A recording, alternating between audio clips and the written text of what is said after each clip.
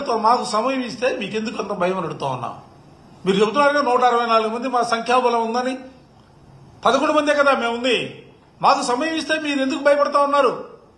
వాళ్ళకి తెలుసు ఈ 9 నెలల కాలంలో ఒక్కటి కూడా ఈ రాష్ట్రంలో అమలు చేసినటువంటి పరిస్థితి లేదు. అన్ని వర్గాల ప్రజానీకం కూడా, విద్యార్థుల దగ్గర మొదలుకుంటే మహిళల వరకు అన్ని వర్గాల ప్రజలకు కూడా తీవ్రమైనటువంటి అసంతృప్తితో ప్రభుత్వం పైన తమ నిరసన వ్యక్తం చేస్తున్నటువంటి పరిస్థితులు ఉన్నాయి.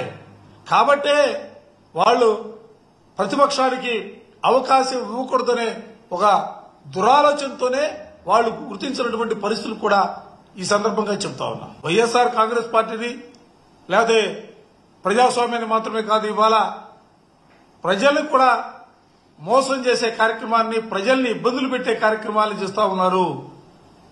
ప్రజల నుంచే తిరుగుబాటు ప్రారంభమవుతుంది. గ్రూప్ 2 నిరుద్యోగులు చూసాం, రోడ్డుపైకి వచ్చి ఉద్యమాలు చేసినటువంటి పరిస్థితులు. ఇది ఏదో అంటారు చూడండి, అంతం కాదు ఇది ఆరంభం మాత్రమే అనే రీతిలో ఈ రాష్ట్రంలో ఉన్నటువంటి అన్ని వర్గాల ప్రజానీకం కూడా ప్రభుత్వం పైన తీవ్రమైనటువంటి అసంతృప్తితో ఉన్నారు.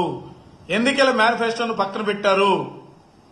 అమ్మఒడి లేదు, నీకు 15,000, నీకు 15,000, నీకు 15,000 అన్నారు, ఎక్కడా కనపడతలా. 18,000 అన్నారు, ఎక్కడా కూడా వినపడతలా. ఈ రకంగా చెప్పుకుంటూ పోతే ఒక్కటి కూడా అమలు చేస్తున్నటువంటి పరిస్థితి లేదు.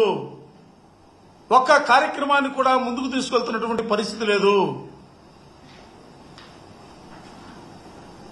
ప్రజలు కూడా ఆలోచన చేస్తారు.